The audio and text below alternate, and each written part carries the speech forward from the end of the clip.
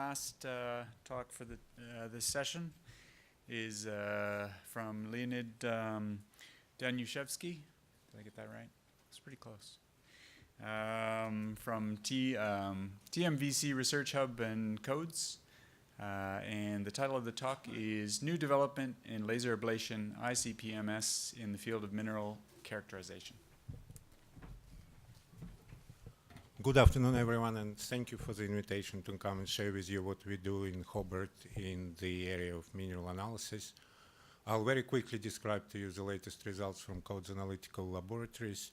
I wouldn't have time to go in detail into any of those, but if anyone is interested after the session, please come and talk to me. TMVC down there is the Transforming Mining Value Chain Research Hub in Hobart, and part of the things we do in the laboratories is supporting research in the hub. So what I'll do is very quickly describe who we are and then go through different applications, which is mainly imaging, and then applications in quantitative mineralogy using laser ablation. So we are 17 years old now. I was leading this from the beginning and still hopefully will continue to do so. We now grew to having 4 different laboratories, and 3 of them are doing analysis all the time. And we divide them between different applications. So that picture there is the laboratory we use for sulfides. We have a laboratory for low-level silicates and for uranium lead dating. But what's very important there on the right, we also have an R&D laboratory. And I think that's what is different about us, that we actually inform our R&D in laser ablation by the high throughput application, which allows us actually to, I think, make significant inroads into making this technique much more suited for commercial laboratories, which is our kind of final aim with that R&D program. So in terms of the high throughput, which we need for all this, we are using those laser ablation cells, that big golden box, and inside you can see the sample holder, and you can put 21-inch mounts in it, and that's actually the largest high throughput setup now available. But what's also very important, this is absolutely top of the state-of-the-art equipment there, because in addition to being so large, you can actually get excellent reproducibility, which means that doesn't matter where you analyze within this big holder, you actually get exactly the same answer. And not all equipment is capable of doing this. And within the TMVC, we now have a project where we're trying to modify this to make it even faster throughput and having larger samples going in there. Now going into imaging, we started imaging about 10 years ago, and here is just an example to show you what we do zooming in. So we run raster lines across the sample, and you can see an example in here. The motivation why we started doing it was analysis of sulfides, and in here you can see an image of a pyrite nodule. And when we realized that there is such tremendous variability of elemental concentration, you can see that scale there is log scale, and you have a minimum 3 orders of magnitude and sometimes much more. And that led us to realization that unless you understand texture within minerals in terms of elemental distributions, analysis are actually not really meaningful. And since then, of course, we started doing more with it. So we are now doing routinely imaging of silicates, and this is important, for example, for analysis of indicator minerals. You've heard, I'm sure, many talks at this conference in terms of using different minerals for vectoring and fertility indicators. And this is an image of epidote in here. An epidote is the one with high aluminum in there, and elements like arsenic, antimony, lead in there. They're really important for all those vectoring and fertility purposes, and what you can see in there is that they're not homogeneously distributed either. So what we are trying to do now is to link the two, to actually use imaging to inform the analysis, so our predictive capabilities are better. Another thing which we are trying to do with imaging is actually to go to quantitative mineralogy in a very similar way people now use ChemScam or MLA. And it's probably worth noting in here briefly that I very often hear that people are skeptical about laser ablation in terms of accuracy and reproducibility, and actually rightly so. But what's important to remember that the technique actually was born to do trace element analysis in geological samples. And if we think of variability in those samples, it's orders of magnitude. And so then if your errors are 2 times, it's actually insignificant if your natural variability is 10,000 times. You still are getting useful results, and that's where laser ablation giving us a lot of useful information.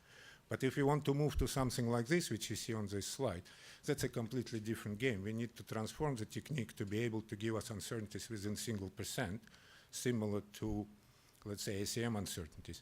And we are working on this, and we are actually succeeding. I'm really proud to say this. What you see in here on that strip on the left is a mineral map, actually, of a sulfide concentrate generated by laser ablation. So the reason to do it is that sometimes it's actually faster, plus you have benefit of trace elements and major elements together. So I think that's the future of the technique.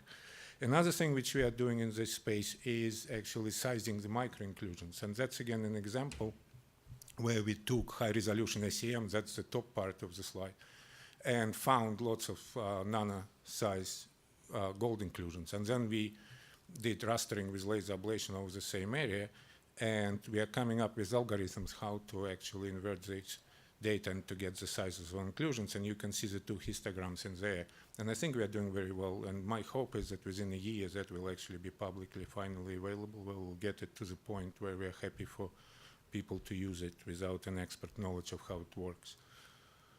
The other important thing which we do is development of reference materials. It's especially important for sulfides because there aren't actually any, and we are finally in a position to produce one so that we can share it, and it's reproducible, and so we kind of finally got to that stage a year ago, and now already 8 labs got this, and it's now available for purchase from us. And I think this will help to kind of get to the level where quantitative sulfide analysis with laser ablation is becoming quite routine.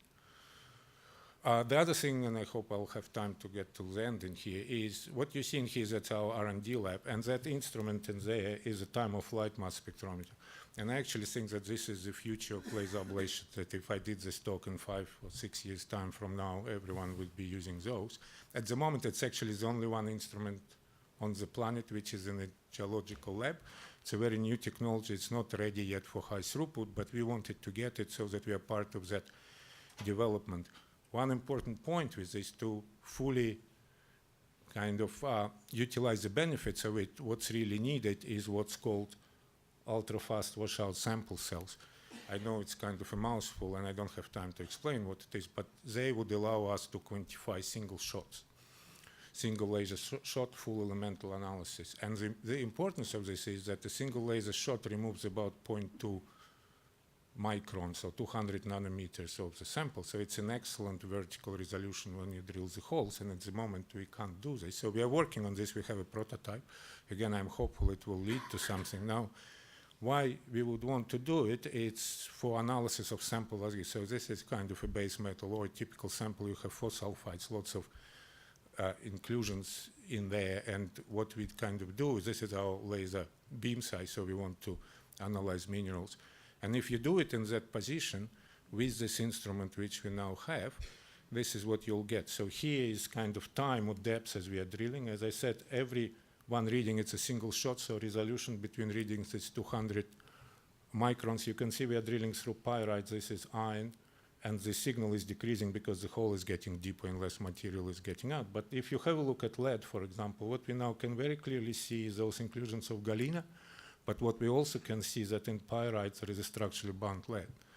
And the same we can say with chalcopyrite. What we also can see, just for comparison, for example, silver and tellurium, thallium, they are actually structurally bound in that particular pyrite. But what this allows us to do is to actually quantify the amount of inclusions and do a mass balance in terms of lead deportment in those minerals. This is just an example. So to show you how it would have looked if we used the standard equipment, that would be, of course, it's not the same analysis, but similar. And that's what you'll get. So you would see that there are inclusions, but you wouldn't really be able to quantify anything. And just to finish, the other important thing of high throughput is to have software which doesn't require an experienced researcher to actually do analysis. And we were funded by Newcrest and Rio Tinto to develop it. It was a long project, and we are ready to go commercial at the end of the year. And it's actually designed for routine operations where you do the same thing all over again and to avoid operator errors in this. And another important thing which we are doing there is working on algorithms to how to automatically select intervals of interest based on certain criteria specific to an application, and that's an example of what it's doing. So these are all the parameters which algorithm needs to be trained on, and once it's trained, it will avoid those things because it knows that it doesn't do. And if you have a bad analysis, it doesn't select anything and tells you, so throw this out, don't worry about this. And I'll stop here. Thank you.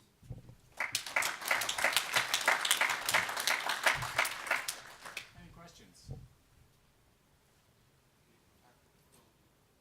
So what we would like to do is to license all this to some commercial laboratories who would be kind of doing it the way we are doing it, right? And I'm talking to several of them. I'm kind of hopeful that eventually it will happen. In terms of the technique, at the moment, you kind of buy a separate laser, separate mass spectrometer, and no one tells you how to connect the two. And that's where a lot of problems actually come from.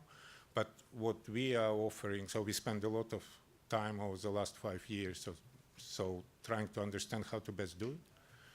And that's what I think needs to be transferred into the commercial labs in order to have that technique reproducible and reliable.